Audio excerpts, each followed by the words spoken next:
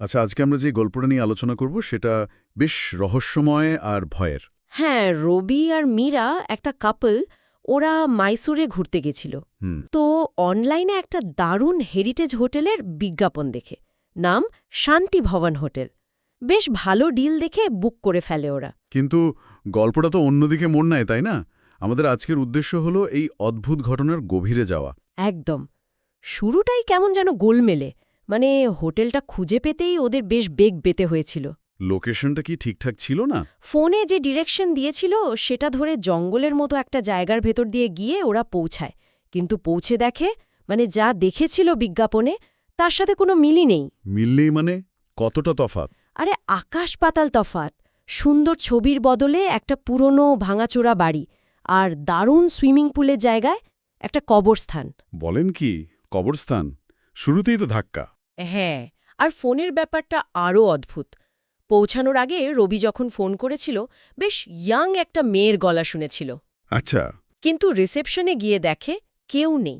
কিছুক্ষণ পর এক খুব বয়স্ক মহিলা এলেন, তিনিই নাকি ফোনে কথা বলেছেন। কিন্তু রবি তো নিশ্চিত ছিল গলাটা অন্যরকম। ঠিক তাই, রবি তো অবাক। মহিলার গলার সাথে ফোনে শোনা গলার কোনো মিলই নেই। এই শুরু থেকেই কেমন যেন একটা খটকা লাগছিল। হুম। হোটেলের ভেতরটা কেমন ছিল? সেটাও অদ্ভুত। নিচতলাটা বেশ ভাঙাছোড়া, মানে প্রায় পুরো বাড়ির মতো। কিন্তু দোতলাটা, যেখানে গেস্টদের থাকার ব্যবস্থা, সেটা আবার বেশ সাজানো গোছানো। বাহ, বৈপরীত্য যাকে বলে। হুম হুম। আর নিয়মগুলো বেশ অদ্ভুত ছিল।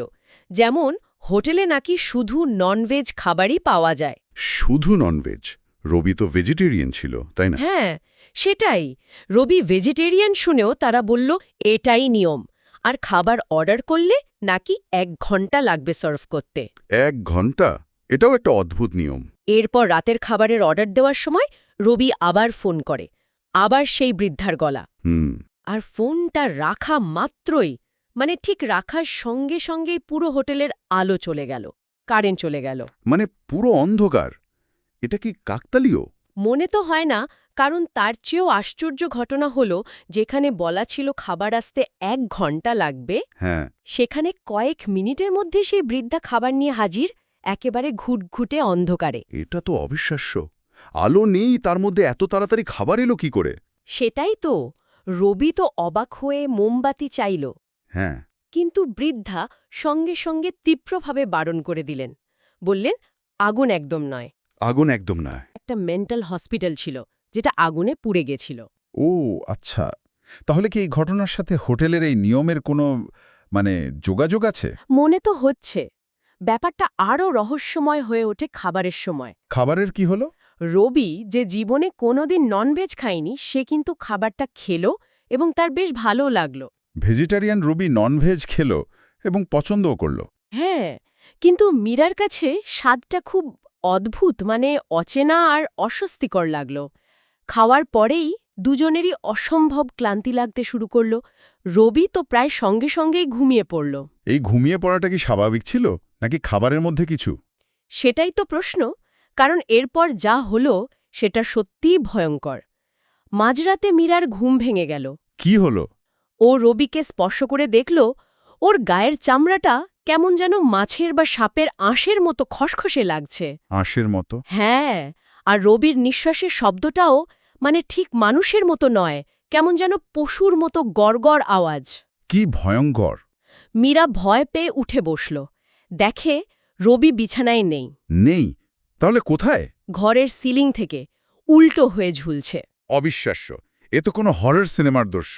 মীরা ভয়ে চিৎকার করে ঘর থেকে বেরিয়ে করিডরে চলে এলো, কিন্তু করিডরটা যেন গোলকধাঁধা, পথ হারিয়ে ফেলল। তারপর? করিডরের দুপাশের দেওয়ালে অনেকগুলো আয়না ছিল। সে দেখল প্রত্যেকটা আয়নায় ওর অসংখ্য প্রতিবিম্ব। হুম। ওর চোখে পড়ল, D2, I am not mad. D2, I am not mad? এর মানে কি? D2 কি কোনো ঘরের নম্বর? বোঝা মুশকিল, হয়তো অতীতের কোনো রোগীর কথা। আর ঠিক তার পরেই ওই আয়নাতেই মীরা রবির মুখটা দেখতে পেল, কিন্তু সে মুখ, মানে বীভৎস, চামড়া ছেঁড়া একটা মুখ। একই সময়ে ওপরের তলা থেকে অনেক মানুষের কান্নার আওয়াজ, চিৎকার ভেসে আসতে লাগল, যেন সেই আগুনে পোড়া রোগীদের আর্তনাদ। মীরা নিশ্চয়ই তখন দিশেহারা। সে কোনো মতে দৌড়ে নিচে রিসেপশনে গেল বৃদ্ধার কাছে সাহায্য চাইতে। ভাবল বৃদ্ধা হয়তো সাহায্য করতে পারবে। কিন্তু সেখানেও কি? সেখানে অপেক্ষা করছিল চূড়ান্ত আতঙ্ক।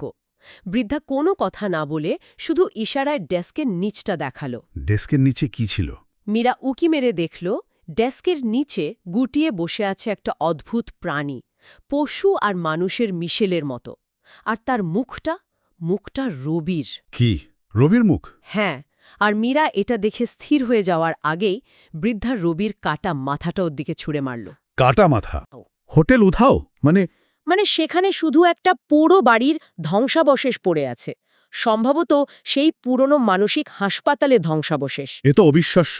মীরা কোনো মতে ওর গাড়িটা খুঁজে পায়, সেটা নিয়েই পালিয়ে যায় সেখান থেকে, সোজা পুলিশের কাছে। পুলিশ কি বলল? পুলিশ তদন্ত করল, কিন্তু ওই নামে ওই বিবরণের কোনো হোটেল মাইসোরে নেই।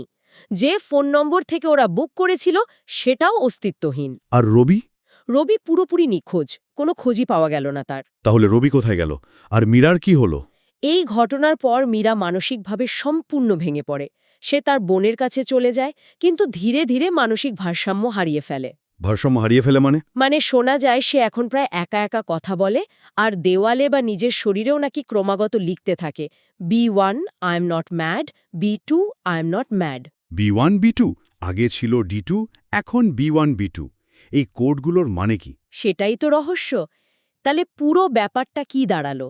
এটা কি সত্যি কোনো অতিপ্রাকৃত ঘটনা, কোনো অভিশপ্ত জায়গার প্রভাব, নাকি পুরোটাই মীরার মনের বিভ্রম, চরম মানসিক আঘাতের ফল? রবির পরিণতি কি হলো? সে কি ওই পশুতে রূপান্তরিত হয়েছিল, নাকি তাকে খুন করা হয়েছিল? দুটো দিকই ভাবনার। একদিকে হোটেলের উধাও হয়ে যাওয়া, রবির নিখোঁজ হওয়া, অদ্ভুত ঘটনাগুলো, এগুলো অতিপ্রাকৃত কিছুর দিকেই ইঙ্গিত করে। হুম। আবার অন্যদিকে মীরার এই মানসিক অবস্থা, ওই বার্তাগুলো লেখা আই অ্যাম নট ম্যাড, এটা গভীর ট্রমা বা ডিসোসিয়েটিভ ডিসঅর্ডারের লক্ষণও হতে পারে। ওই B1 B2 কি হাসপাতালের পুরনো কোনো ওয়ার্ড নম্বর, নাকি মীরার নিজের ভেতরের কোনো সত্তার প্রতীক? বলা খুব কঠিন।